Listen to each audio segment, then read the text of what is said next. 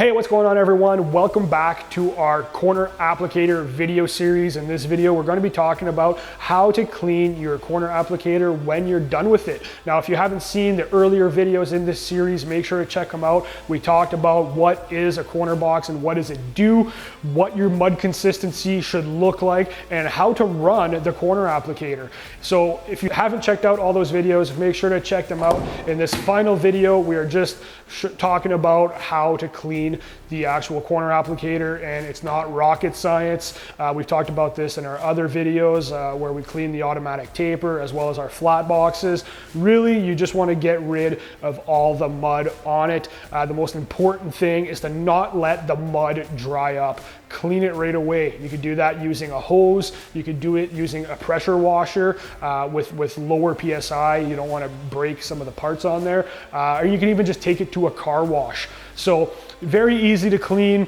Hose it down, make sure you get inside all the nooks and crannies, make sure you hose out the filler nozzle where your mud actually fills up the corner applicator. Same with your angle head or your corner finisher. Make sure to clean all the mud out, and most importantly, make sure to lubricate your automatic taping tools when you are done with them. We like to use fluid film, so anywhere that you have a rubber gasket or some sort of rubber seal or any moving parts, make sure to lubricate those before you put them away and when you go to use them again the next time. It just ensures that everything moves a lot smoother. You get less drag. It's just easier on your body as well as on the longevity of your automatic taping tools, which, as we all know, they're not cheap. So you want to make sure to take good care of them and preserve the life of your tools because you're making an investment in yourself. So again, just quickly